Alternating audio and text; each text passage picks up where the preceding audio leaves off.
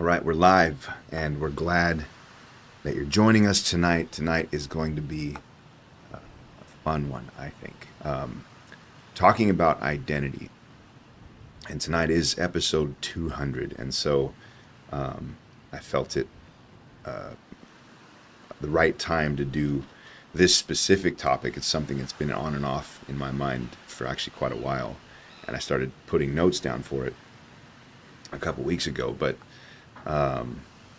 just thinking about this whole identity crisis, and I say that on purpose, and I'll get into why in a second, but I think this will probably, it has the potential to go on for more than one podcast episode, and so I encourage you tonight, if you're watching, to really try and just look out for the next few podcasts having to do with this, because it is an issue that I think goes a lot deeper than the surface. And I was just thinking about how if you think about this as a question, as in general, I feel like it's a question that is answered, not always right. The answer's not always right, but it's not often asked. Who am I? What am I? Why am I? And we try to answer that question just by our very nature. We chase the answer for it as mankind in general. I'm talking about in general. And it covers so many different aspects of the human existence. But how do we give someone a right foundation for this issue of identity? Who man is, who he was meant to be, why we're here on the earth. And so that could cover a lot. There's, I think, a lot more than one podcast can cover, but I think that the right place to start is the starting place, the genesis of identity. What was God's intention for man when he made him? And the reason why I think that that's important, and I think you'll agree, is that, we hear a lot of this, and talk about, I'll ask a little bit more specifically about this later, but, you hear the statement, I identify as. Mm-hmm. And so from one, we'll call this just the typical conservative worldview. You can look at that and say, these people are just crazy. They're messed up in the head. They're rebellious. You can call it blatant rebellion against God, against, the status quo, against, how we were made, whatever, however you want to spin that. I really do, these thoughts were spinning in my head a lot. I really do believe that a lot of the answers to that question of, who am I identify as this, is just an attempt at trying to answer a question they have no foundation for an answer. Mm-hmm. And so trying to address this from the standpoint of you're right, I'm right, or you're wrong, I'm right, or I'm right, you're wrong, whatever, spinning it however you want to argue it, it really doesn't get anywhere with people. And so I've actually worked with a lot of people and had good relationships with people who are very confused in this area and really don't know how to answer the question. And so starting right off the bat, I'll ask the question to the listener of, when I say, when we talk about the issues of identity, what makes up a person's identity? What makes you who you are? When you say, I am, what does that cover? What are the things that covers? So if I was to ask you, what are you? What would be the answer you gave me? So just ask the question like this: what is, what makes up a person's identity? Are you asking me as a question? No, I'm asking this to the audience. So this is going to be for the audience, and for you, I'm going to ask. So I'm just going to put my questions out there right off the bat, all three questions. And if we spin around these questions, all podcasts, fine. But the aim tonight is really just to answer God's intention. What was God's intention when he made man?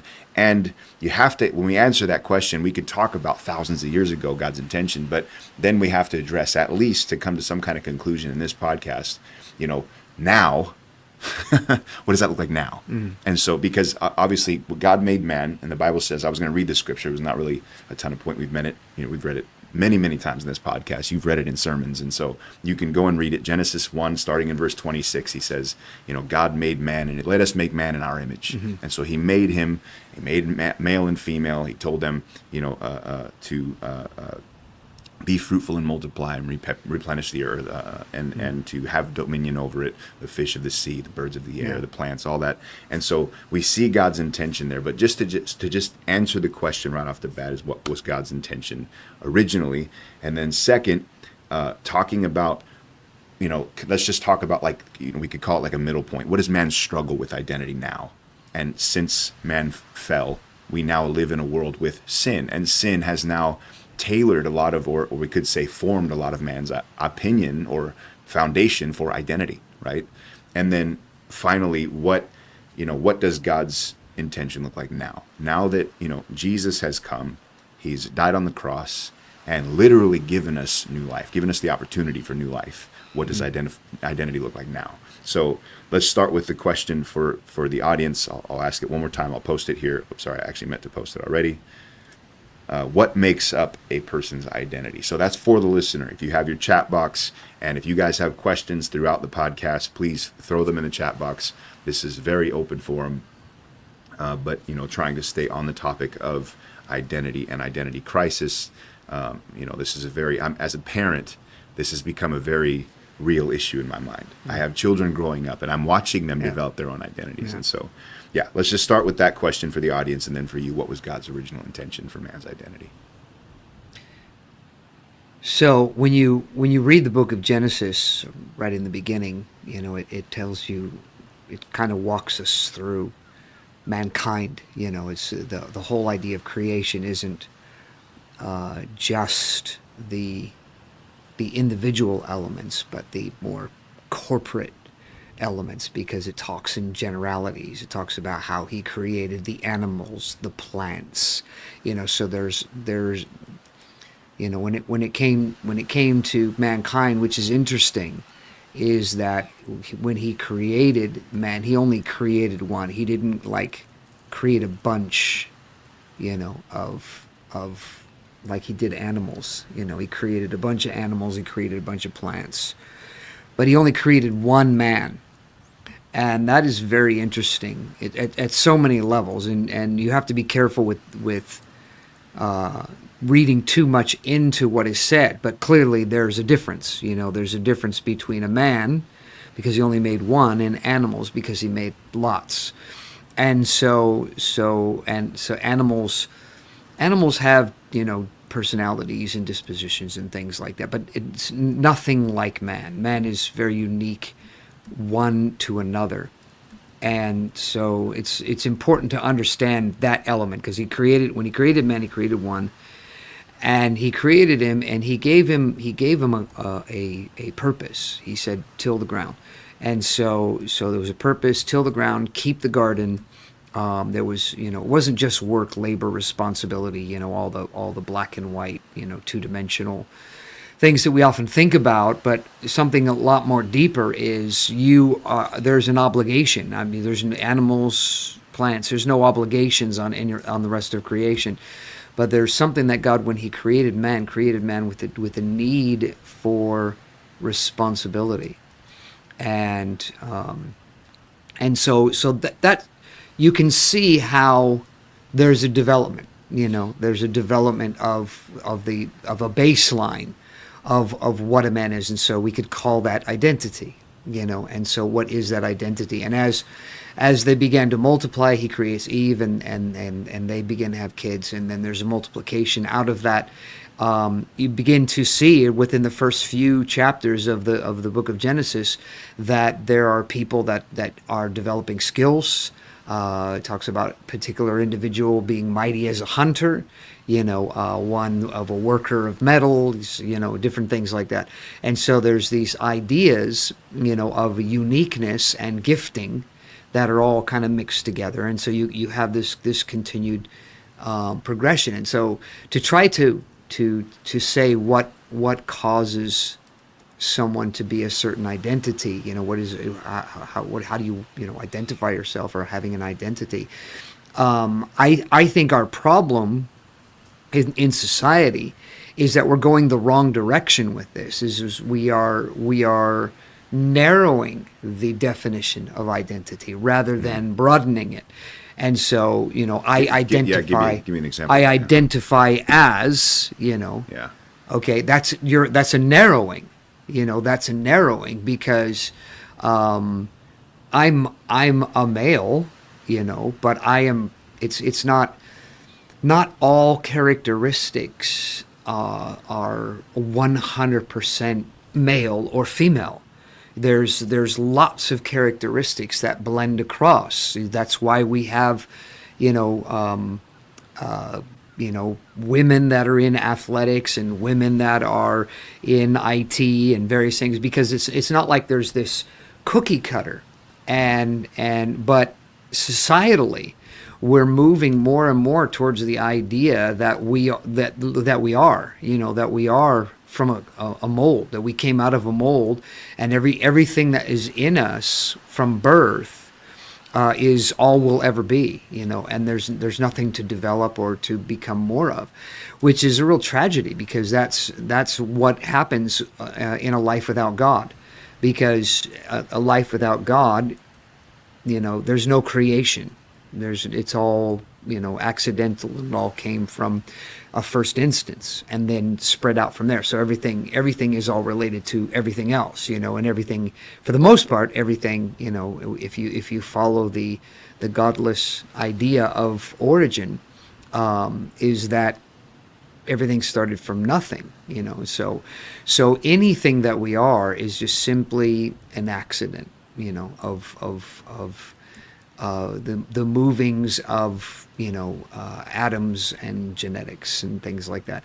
And so we have this, the book by Richard Dawkins, The Selfish Gene. That's his whole point, is that genes want to survive. In other words, this isn't about human beings, and it isn't about animals, and it's not about created life. It's about genes. It's about these microscopic things that are everything. They are everything. They are God, and so everything is turned around backwards. And this is, I think, where the problem lies, is that you can't and you shouldn't establish what your identity is, in some sort of concrete fashion. There should always be a measure of flexibility, of being willing to explore other parts of who you are, and again, like I said, that's part of the problem, is that it's a real sad thing, the whole where things are going today, especially when it comes to the idea of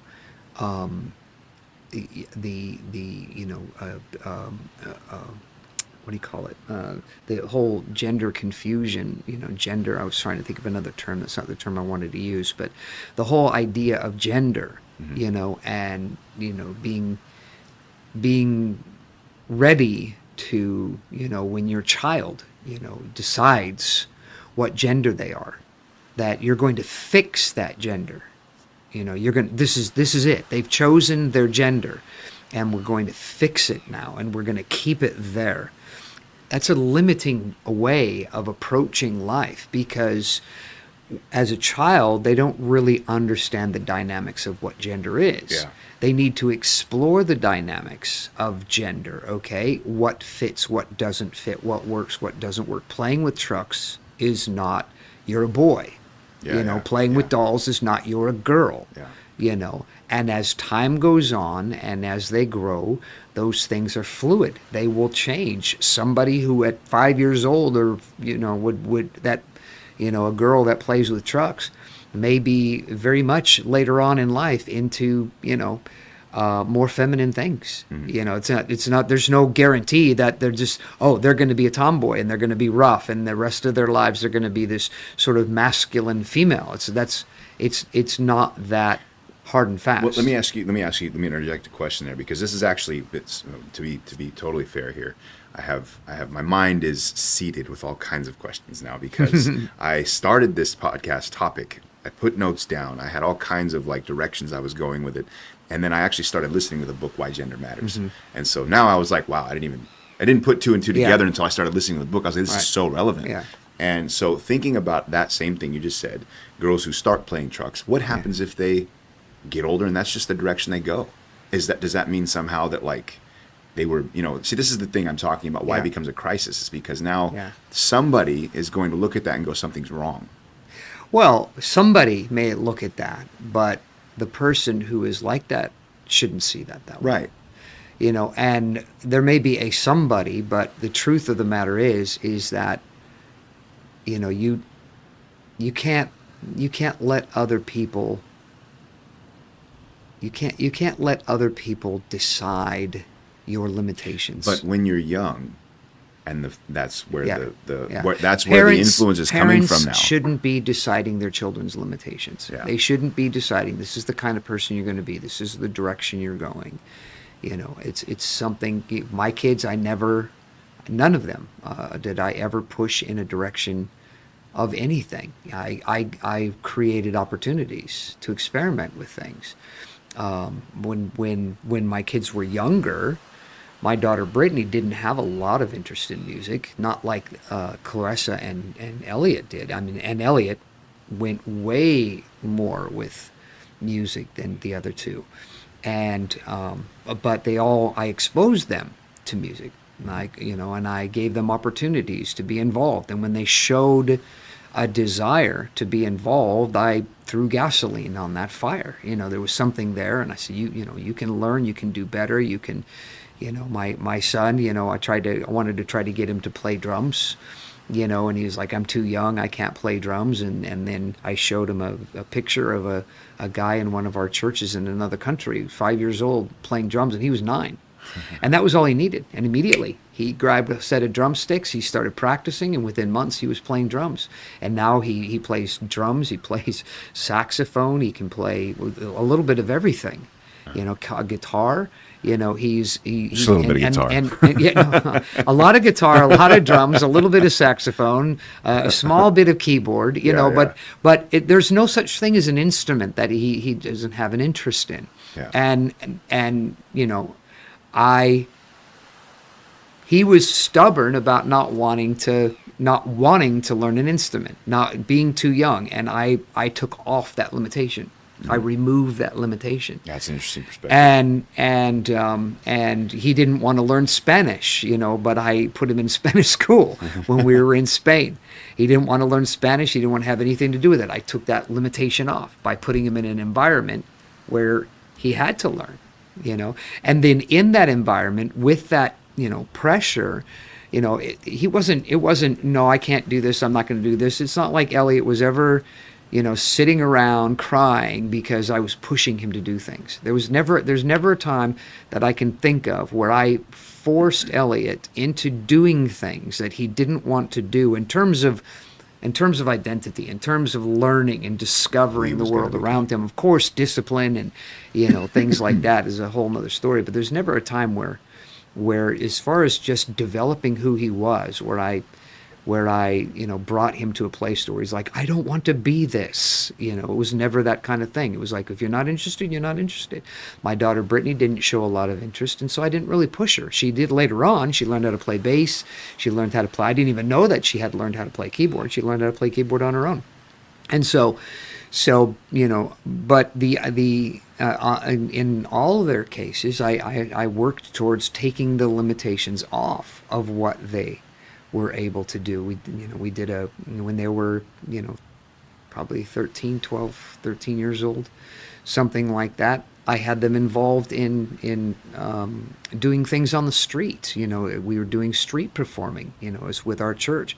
And I didn't, think, hey, they're too young to do this. It was like, can you do this? Do you want to do this? Here's this song. And then they took to it like fish in water. It was like, okay, and so then it developed, it broadened their horizon. So my kids never grew up thinking, oh, I can't do this, I can't do that, I can't do the other thing, because I would never allow them to say that. If they didn't want to, that's one thing, but never, I can't. It's like, no, you can. If you don't want to, that's a whole nother story, but you can, And I like I said, I think when it comes to these issues of, I'm watching parents today and raising their kids, and they really struggle with, trying to find the ability to be able to bring direction to their kids.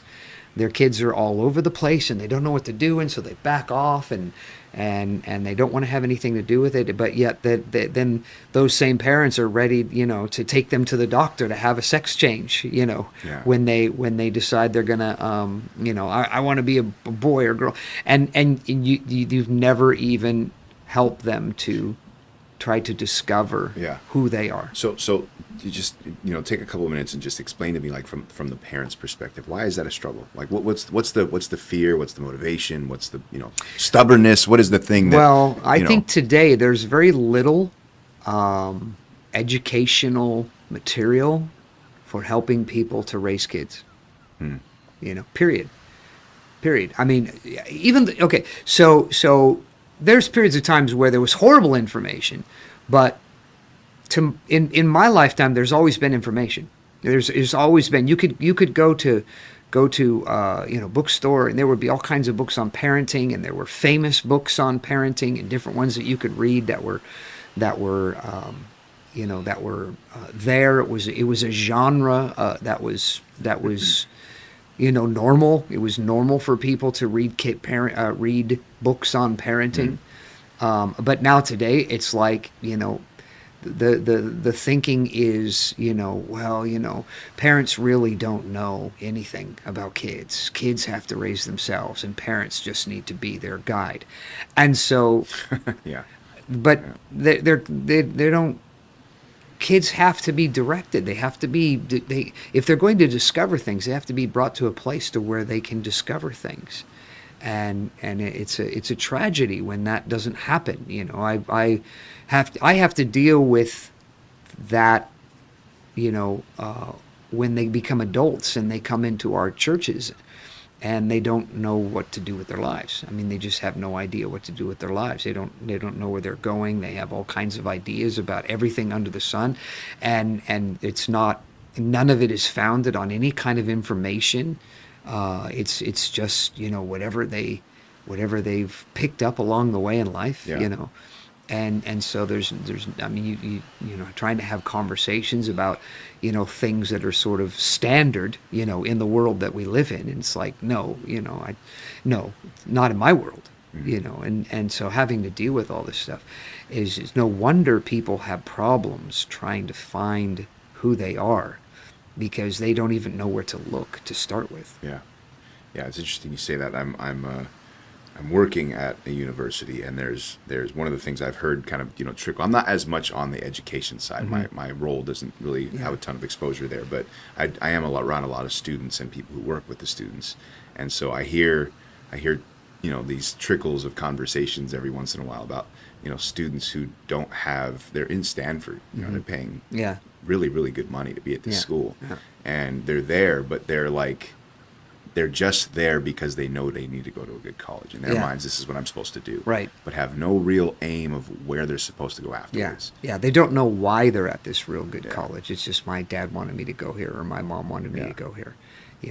Not I've had some, I've had training, for 12 years of school training that,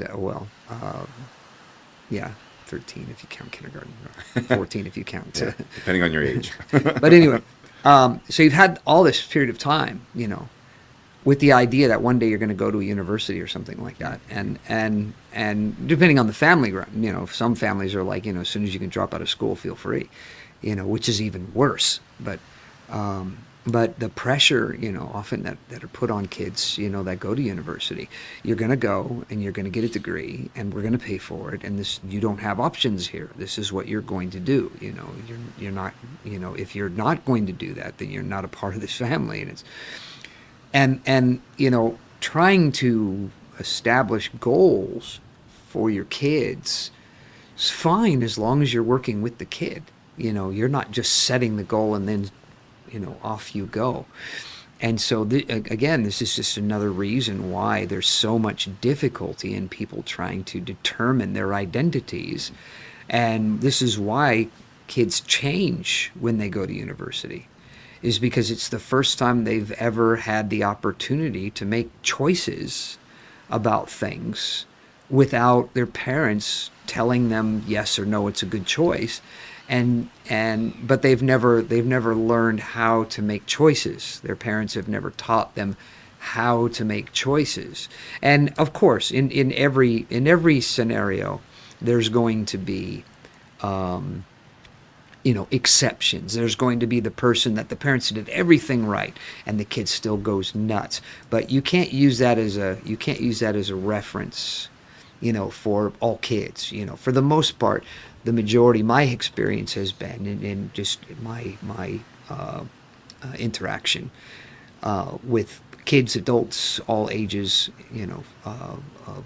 because being a pastor is a unique situation, because it's not, you're working with all kinds of people, all the time, and so but I can see how, as generations are coming up, there's less and less grasp of how to determine identity. We have people in our church that are, which I'm grateful for this. I'm really glad, because we have, people who have come in and they're, I don't know how to play instruments. I've never, really done anything. I've never played sports. I've never done this. I've never done that. I've never done, what have you done with your whole life? I've just hanging out and watching TV, and then they come into the church and then they begin to discover that they have gifting. And one of the joys for me as a pastor is, more than anything else, as much as I like seeing people who come from, they come in and they've made stupid decisions of their lives, and see God begin to help them to put their lives back together. That's exciting. But that's a foundation thing. That's not the entirety of life. What I really enjoy is when they begin to build on that foundation, when they're actually beginning to discover, hey, I have gifting. There's things that God has given me that I'm good at, that I can do. And, they find, they find, places where they can, plug into the world around them, and begin to not only to do well at wherever they're plugged in, but they also begin to have influence on other people. Like what Jesus said, they become a light in the world. And so they go and they might plug in, and they're finding their way in whether it's the corporate world or doing their own business or whatever it might be that they do, but they can plug in, and then they begin to become a hub, for everyone else in that place. And they begin to be able to speak into people's lives. They begin to be able to share with people where they were and where they are now. And they help people to be able to discover that whoever they think they are is not who they are, and they come to realize that, they have there is an identity, to be had.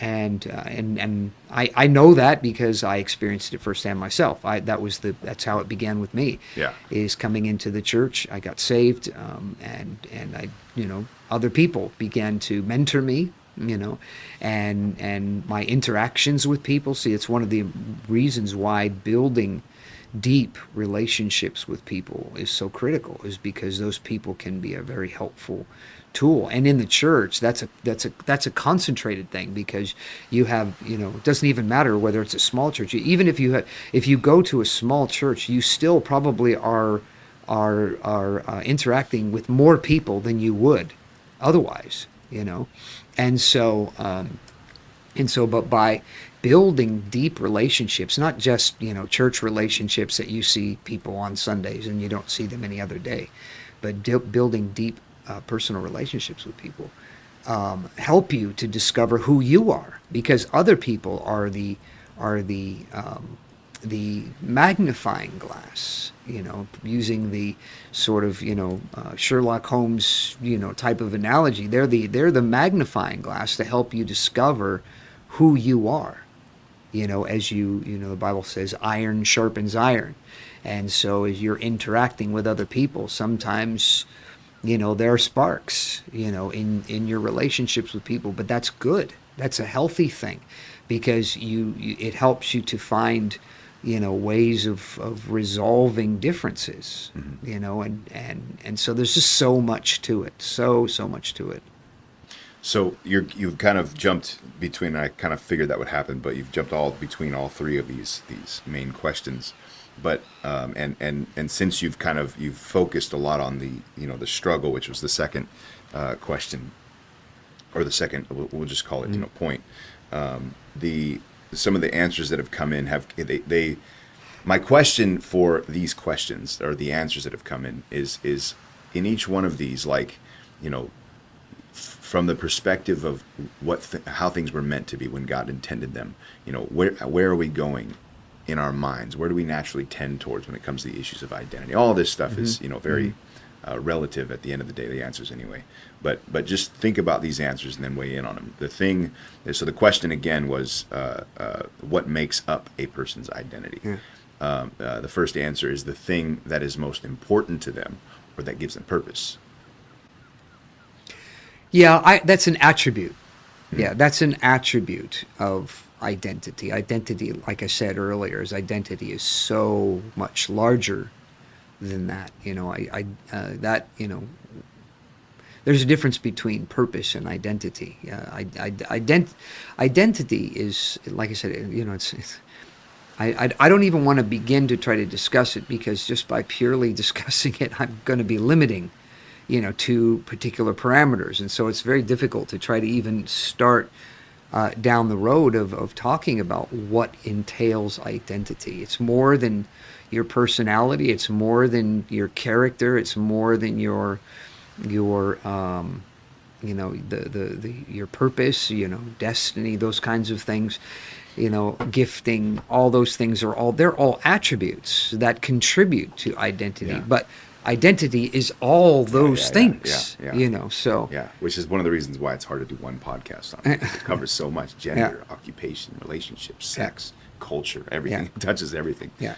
Next answer is in the world, it's whatever they connect identity themselves with. So okay, so that's, identity's relative. I don't know that is a fair. That's a kind of I think a narrow assessment. I wouldn't. There are subclasses that will be true, but it's not a majority or even a common thing for people to use the phrase "I identify as." It's a very, very vocal minority of people that say that, and has become kind of a. How do you describe that? It's become kind of a. Well, it's become kind of a like a it's I don't even know the right word to use to describe the idea, but it's because it's not it's a thing, it's just a thing, and people know that it's a thing, and use it in silly ways, say it like I identify as a canary. Or things like that, because the idea of identifying, determining, saying I identify is, in many ways, it's a silly thing, to do, because we are so much more complicated than just some simple label that we want to slap on ourselves and get it over with. But I don't know that it's so. What I'm saying is that. When you hear people saying I identify as a such and such, more than likely there's probably a lot of people who are only kind of saying it almost half jokingly, tongue in cheek kind of a thing. Whereas the ones who are genuinely no, like for example, I have never run into anybody who has told me, if you're going to talk to me, you must use these pronouns. I know those people exist. I hear about them all the time. But I personally have never run into somebody like that. So that tells me that there's probably not a lot of people like that, and that it's just a select few that are, having to deal with that issue in their lives of their own personal, self-esteem issues or whatever. Is more than likely this is not an issue that affects the average individual. Mm-hmm. And so it's kind of a long way around that response, but so to label that this is what the world thinks, is that it's, until you've talked to at least 4 or 5 billion people, I don't think it's fair that you say that this is what the world's doing. You Yeah. have to have some sort of a set of, you know, things. Yeah. But it does exist, but I don't think that the word identity has been redefined to mean whatever you choose for yourself. I don't think that's yet to be. It may be in the future, but I don't feel that we're there now by any. Here you go. Yeah. Stretch of the imagination. So it's good that you mentioned this issue of like attributes, because it's the question is what makes up a person's identity. It'd be hard for any one person to give like a full, exhaustive list of what all a person's identity is. But the next answer, I think, a person's religious belief, character, and personality make their identity. Well, that does cover a lot of ground for sure. Yeah, that covers a lot of ground, because I think really, if we want to try to narrow down a origin for identity, I think it's in the mind.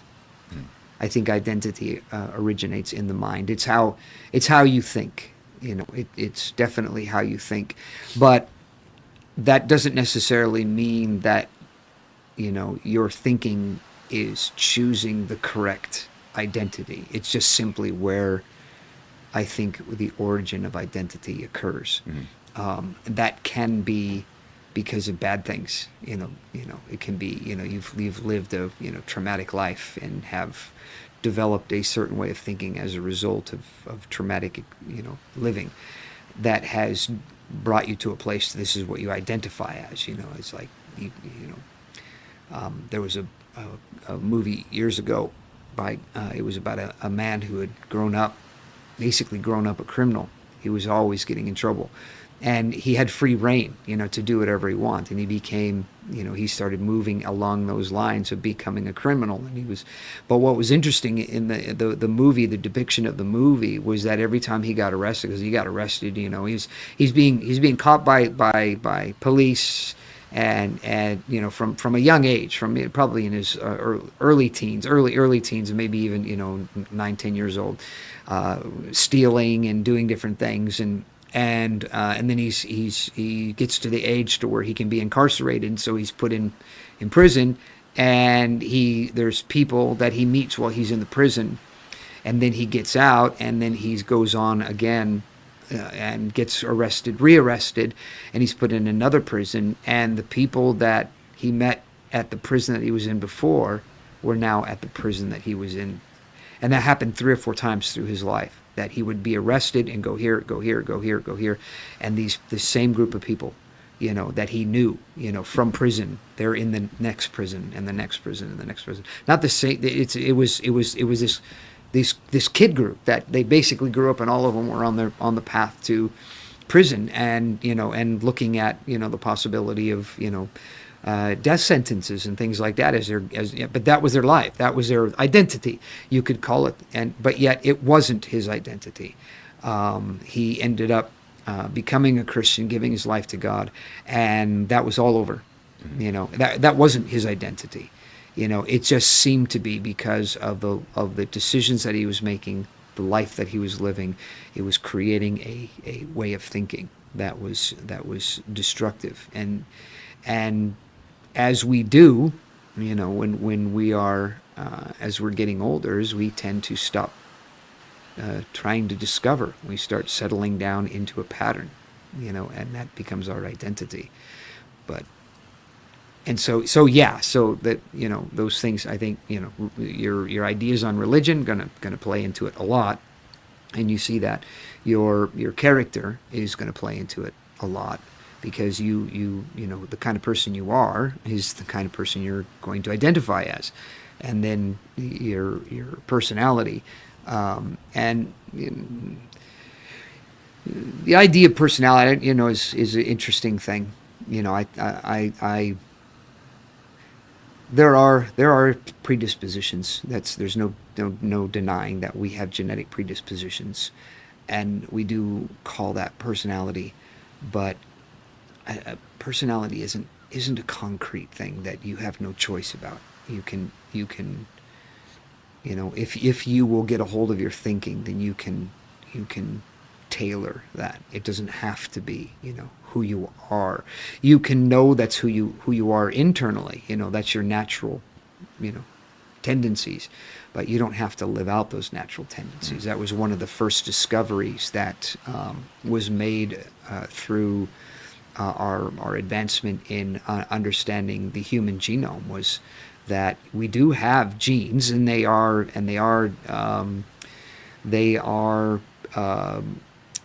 create tendencies, but that you don't have to give into those tendencies. It's not a requirement that you just cave in and just, oh, I can't go against nature. So let's focus a little bit on, you know, specific. You've kind of, like I said, you've kind of already danced around it and talked specifically about it, and off and on, in and out at the same point. But getting more specific about like man's struggle with identity and why it's become an issue, or why it is an issue, or why it would become an issue, and thinking about. So it's funny you mentioned the issue of you know, us having control over our personality, because I was thinking about this when I was studying for the thoughts about how Having control of our personality, like you can tame a lion, not having control of our personality that you can turn a lion into a cat. right, And not, right, yeah, that's not. yeah. So yeah, well, yeah, fair enough. But the one of the intentions, this is actually now, well, it was original. God said, you know, you can eat of every tree in the fruit in the garden except for, and so clearly He gave man the ability to, you know, tailor their desires. Yes. And so you can actually have control over your desires. It wasn't like God did that. You know, I know they can't. I have do no it, but choice. I'm I have saying to eat the fruit of this tree. Yeah, Just clearly there was a choice. No option. And even after the fall, you know, and He talks to Cain, He says, "Your countenance has fallen," and He said, "If you do well," and so, you know, and sin desires to rule over you, but you should rule over it. Yeah. So there's still that capability innate, right? Yeah. And so that issue of you know, us having a choice is still very real, and present. So thinking about that, and I want to pose a part of this question to the listener again, and there's two more answers here. I'll get to these in just a second, but I want to put this out there so that we can, for time's sake, basically looking at the listener, just name some reasons people struggle with identity, and that can mean whatever you want it to mean. For the audience. Yeah, for the audience. Sorry.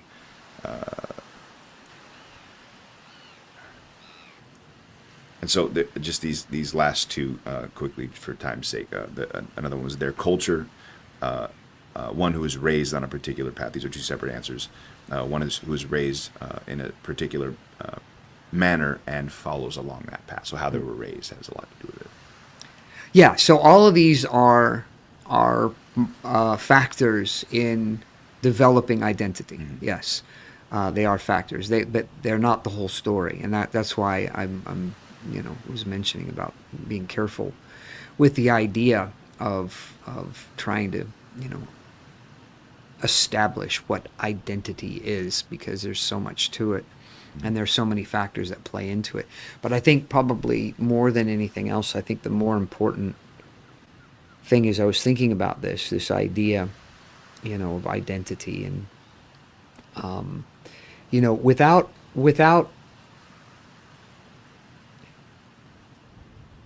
I want to say this in a factual way. I don't want to say this in a hypothetical way. I'm trying to think of another way of saying this. But so atheists, by definition, have limited their existence.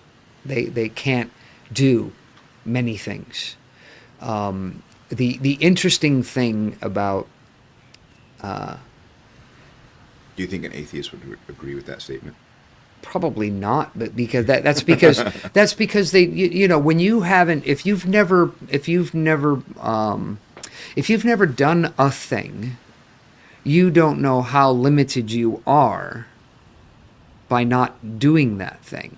You can't know that, and so there's nothing that an atheist has done that a Christian hasn't or can do. But there are clearly one very important thing that atheists have not done, that Christians have, and that is to discover Jesus. And well, no, I tried my best to discover Jesus. He doesn't exist, and therefore I don't believe in him. And that would, but then the next step from that for the atheist is, okay, I'm not created, I'm just dirt, I'm not worth anything.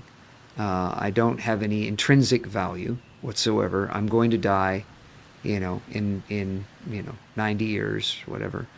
And so now you are, once you created that discovery that you are a worthless piece of dirt rolling around on a dust ball, in a big, huge universe that has no meaning or purpose, it's not very inspiring. Richard Dawkins used to always talk about the beauty and the poetry, of a world without God, and it's like, you're only fooling yourself, because you cannot. It would be like trying to say that the best books in the world were written by kindergartners. And that's all there is to it. I know that there are other great people, but the best books that have ever been written are by kindergartners. Well, the real issue there is that you've never read anything by anybody else other than kindergartners. So you don't know that. And that's why you have the opinion that you have, is because you've never read it. If you read a book by, like a Pulitzer Prize winning author, you wouldn't say that, because they're not there yet. They're nowhere near there. And there may be, some, genius 5-year-old who could pull something off, but generally speaking, books written by 5-year-olds are books written by 5-year-olds. And they don't even hold a candle to other things. And so atheism is this, Christianity is this. And I would say religion in general, but that's not entirely true, because a lot of religion is really not, doesn't awaken to the spiritual realities of the potential of an individual. When you're unwilling to consider the spiritual elements of what it means to have an identity, that's a limit. It's because it's not a fantasy.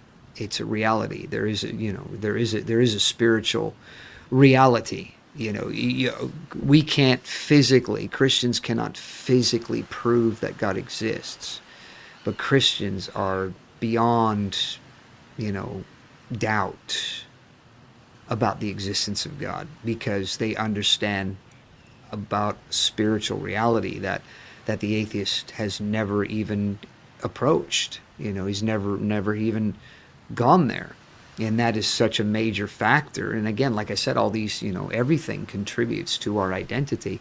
That's I said earlier, in response earlier, about the idea of religion, it formulates identity. And so you can talk about the beauty and the poetry about the accident called life, but it's still an accident. And you're never gonna mentally convince yourself that life is anything more than a meaningless accident when you leave out of the equation the reality that God did create, and that the earth has a purpose, and that there is an eternity, and that everything that's going on right now has a future. It's not okay, 90 years old, it's over, it's finished, and that's it. You're just put in the ground and you're dead. And it's funny, because I remember I mentioned this before, being on an outreach, and this guy was very, very angry, which is another fact. How do you get very, very angry because somebody believes in God? That's a mystery to me. I've never been so angry that I wanted to yell at an atheist. Mm-hmm. It just never happened. But atheists all the time love yelling at Christians. But not all. Be careful there. I'm not saying everybody's like that, but it's common. Yeah. And this guy, I said, so, what do you believe there's a life after death? And he was so angry. He said, no, I'm going to die and I'm going to rot in hell. And Yeah. what he meant to say was that he's going to go in the ground and rot because there is no eternity. There is no life after death. He was an atheist and he didn't believe in God and heaven and hell and all that. But his anger, provoked him to Yeah. say, the Freudian slip, Yeah. what was really going down in his soul, going on down in his soul, came out of his mouth. He couldn't control it. But you don't have, there aren't Christians that are closet atheists, but there's a lot of atheists that are closet believers. Yeah. They just hate God. Yeah. They hate God, and they suppress it. Not all, but So, yeah, interesting. Because you're talking about a few things, and I mentioned that in the beginning. The idea that sometimes, it's going to be, or in some cases, it's going to be just blatant rebellion. Why people? No, I'm an atheist. Yeah. Almost the same as saying I identify as an atheist. Yeah, well, it is. I identify. Yeah, I identify as something. Yeah. Because that's the problem with that statement. I identify is it's trying to put a period at an incomplete sentence, just to get it over with. Yeah. And that's the problem with that. We're not going to talk about this. We're not going to talk about how complex life is. We're not going to talk about how complex, gender is. We're not going to talk about how complex the human mind is. We don't want to deal with any of those things. We just want to put a period at the end of an incomplete sentence, Yeah. and just be done with it. And that's a poor choice to make, because there's so much more that you can discover if you'll just leave off the period. You don't have to nail it down. Okay, you're struggling with your identity, you're struggling with who you are. You don't have to drive a stake in the ground and tie yourself to it. Just wrestle through it. Learn how to wrestle through the dilemmas and the problems. Find out who you really are. It's one of the, Jordan Peterson talks about that a lot, is that whole idea that, there are tendencies, and I mentioned it in the beginning, there are tendencies that everyone has that are opposite of their gender. That's not unusual to have those kinds of tendencies. But many people don't want to say it because they're afraid that, people are gonna, take it the wrong way, and so they just, keep it to themselves. I openly talked about the, a time in my life when I was, and then I came to find out later on that these are classic things. Seeing, one of the things I hear, male movie stars, seeing male movie stars and being attracted to them, and it's like I was attracted to male movie stars, but I wasn't attracted to male movie stars. I was attracted to the feminine characteristics of male movie stars, and I just didn't realize it. It wasn't a thing that I'm discovering something about myself that I didn't know before. You're just developing, you're just learning, as you're experiencing these kinds of things. And when I was, I don't know how I was 18, 19, 20, somewhere in that range, really genuinely started to consider the idea of experimenting with homosexuality. And the only reason I didn't go through with it was because it was like, and at that time in my life, it was a kind of thing that was like, there's, I'm not gonna go there merely for the fact of the kind of hassle. I knew I had friends of mine who were homosexuals, and they would tell me the kind of hassles that they went through being homosexuals, and it was like, this isn't worth it to me to want to go there. But it wasn't that I didn't think about those kinds of things. But the funny thing is when I share these kinds of things with homosexuals, it's interesting how quickly they say, well, you are a homosexual in denial. That's what you are. And it's like, you're just so desperate to put the period in the end of the unfinished sentence. You don't want to think about the more complicated issues. I'm, happily married. I have kids. I'm glad I lived a heterosexual life. Regardless of any, of any points in my life where that might have been a problem or might have been an issue, when I look backwards, I don't look back on it and think, man, I really should have gone down there and see what that's like. It's not, that's not the thing, because as my mind developed, as my life developed, as my character developed, as my personality developed, as my intelligence developed, as everything in my life began to develop, I began to change and become a different person anyway than I was when I was 18 years old. And that wasn't the end of my life. That wasn't who I was. To make such a finite decision, to put it, as I've been saying, put the period at the end of the unfinished sentence, I would have been limiting myself to something that I'm glad I was able to experience. I'm glad I was able to experience having kids, and raising kids, my own kids, ones that came out of a relationship between my wife and I, not just, the idea, go down to the store and buy a few kids, it wasn't that kind of thing. There's just so much more into it than that. And I'm not against that. And my parents, growing up, we used to have foster kids, but one of the big problems with foster kids is that foster kids always feel unwanted, no matter where they've been, where they've come from, is they always feel unwanted because their parents got rid of them.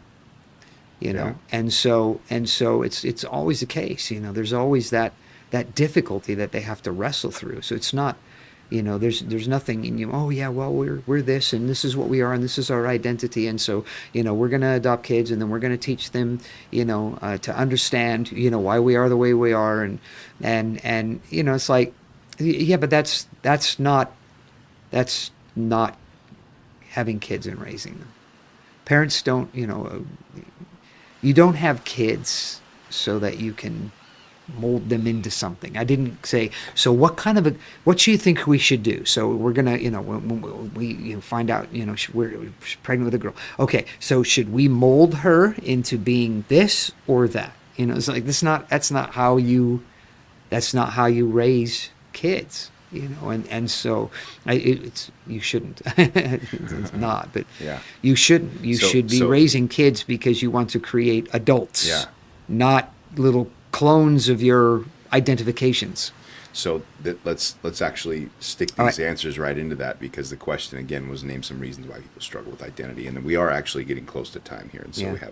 I have one last question that is the conclusion of the podcast. We have to ask it.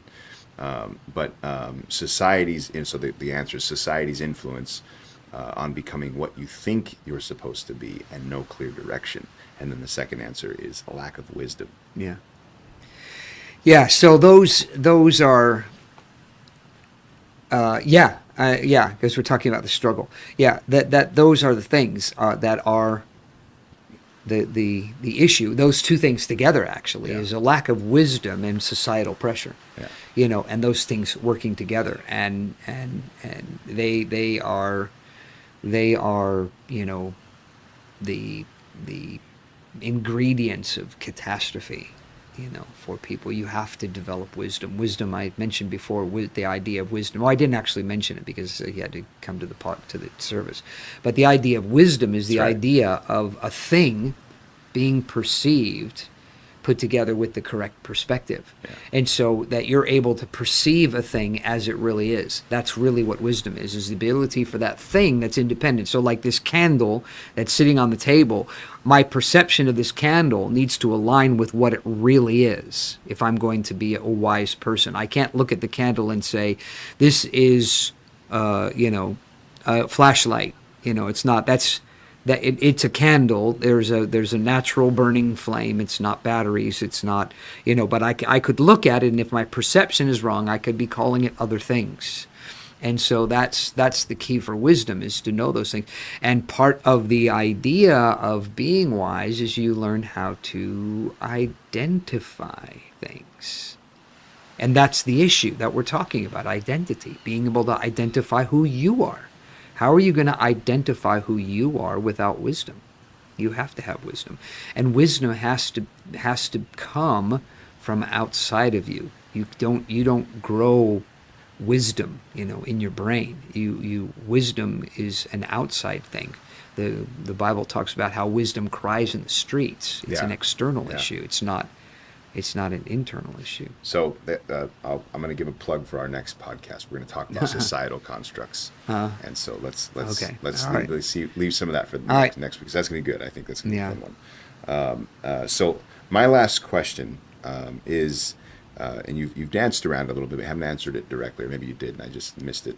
But now that man is fallen, we live in a sinful world. Right. We have to work with this sin thing, and God is still very involved in what's happening in the world. Mm-hmm. And so there's a couple scriptures that came to my mind while I was studying for this, and I went and just looked at them, looked up some definitions and stuff. But the two scriptures are Acts 17:28. Paul's talking to a people who have an idea of God, and they have this image or built to the unknown God, or assigned to the unknown God, acknowledging him, but they don't know who he is. Yeah. And then he begins to tell them about that God, and he says these words, "For in him we live and move and have our being." It's one of my favorite statements in the entire Bible. And then the second scripture is Galatians 3:27-29. Same guy who wrote this letter is the one who made that statement. He says, "For all of you who were baptized into Christ have clothed yourself with Christ. There is neither Jew nor Greek nor slave nor free, male nor female. You are all one in Christ Jesus. And if you belong to Christ, then you are Abraham's seed and heirs according to the promise." Yeah, there's so much in that. The idea of, in Christ we are one. And you have to know the Bible to be able to understand the idea of what it is to be one, because it's not just a collective. It's not just a bunch of red marbles. That's not the idea. It's the idea of one is interconnection. That's the idea, and it's you get how this works. This is the thing that is, for me, is so interesting when you look at what heaven is going to be like. There's going to be an incredible oneness amongst everyone who's there. There's not going to be anybody there who is not a part, a unique individual part of the whole. But yet, in contrast to that, here on earth, you have such a large group of people that they want to get there with the intention of not being a part of that whole, that one. And here's Paul trying to bring it down to the reality of what we really are. Not to wreck the title of the book, but gender matters, but not in the fullness of Christ. Mm-hmm. Gender doesn't matter. Yeah. Because there is no male or female. In other words, there's nothing that separates. That's the whole idea. There's no Greek nor Jew, male nor female. There's nothing that separates. There's not, I'm over here and you're over here. There's nothing like that in true godly relationships. And I say it that way because I'm not talking about religion. I'm not even talking about Christianity. I'm talking about when you discover the reality of what it means to be saved, is that God has integrated all of us into a oneness, that there's a oneness with Him, not separate from Him. Not you all are one and then there's me. No, there's us, one, all together. And that's a glorious thing when you get that revelation, when you get that understanding, and are able to transcend that whole idea of the separations that he's talking about, of these differences between people. It's not going to be like that ultimately. In heaven, it's going to be a oneness, and the reason is because that's the ultimate experience. That's the ultimate human experience, and we can have that now, if we're willing, but that really is what it comes down to, is are we willing, or do we prefer our separations? And that's the problem, is that we prefer our separations because there's something broken in us. and that we have learned how we have identified with our brokenness, Yes. rather than to be made whole. Yeah. And so it's interesting when you think about just the flow of these three different points, and this I'll be honest with you, this wasn't totally intentional. It just kind of went that way. Yeah. But in the beginning, God Yeah. made them male and female. Yeah. The two shall be one flesh. Yeah. And what God has put together, let no man put asunder. Yeah. Man sins. Yeah. And all of a sudden, the struggle Yeah. scattered all over the place, Right. different Yep. languages, races, Yep. cultures, Yep. identities, all Yep. over the place. Yep. And then now that Jesus has come, died on Yeah. the cross, he's brought at least made the opportunity for all Right. people to come back into Yeah. one. Yeah. It's very, very interesting. So now we see, both the intention in the beginning. Yeah. The And that's the whole problem- idea of redemption. Yeah. Redemption, salvation, whatever word you want to use to talk about it. That's the real thing. It's the recreation of that oneness. Yeah. In Jesus. Yeah. Yeah, super cool story. I mean, I'll add this in. I think he's probably still listening. But I remember one of the brothers was testifying, and we go out on the streets. For those of you that don't aren't familiar with the church, we go out on the streets, we preach, and we'll people will come up and give testimonies. New folks, old folks will come up, give testimonies of what Jesus has done in their lives. And I'll never forget this because it was hilarious and bold and just super cool. And one of the brothers got up and he said, "Hello, everybody. My name is," and as you can see, I'm Indian and I was raised Hindu. And it was just like he made this statement of what people would think of him when they saw him. Yeah. But he said, "But I met Jesus." Yeah. And have become a better person because of that. And so he, his first time he ever grabbed the mic, he got up and said, "I know what you guys think I would be, but I have become." Yeah. And it really is Yeah. it's just a cool, Yeah. statement to make in the Yeah, testimony. you're of what supposed to Jesus be does. this. Yeah, exactly. But no, I'm supposed to be what God created me to be. Yeah, That's yeah. what I'm supposed to be. Yeah, it's very cool. All right, so that's it for tonight. Like I said, tonight was very, very general, and I have a whole bunch of other ideas for future. I don't know how long this will go on, but I really do believe that we can take kind of individual issues that are very, very common. I'm not trying to isolate one issue over another that are, very small in reality, but things like husband and wife, Yeah. the purpose of Yeah. husband and wife, Yeah. culture, where does culture play a part in it? Yeah. Society and the influence of society, all that stuff. And, in that will be peppered the issues of gender and all that stuff. But just, I really do think that this will be a good topic. And to be honest with you, some of your guys' answers have just given me more fuel for the fire. So I appreciate your guys' input. And as always, we invite you guys back next week. Another podcast live.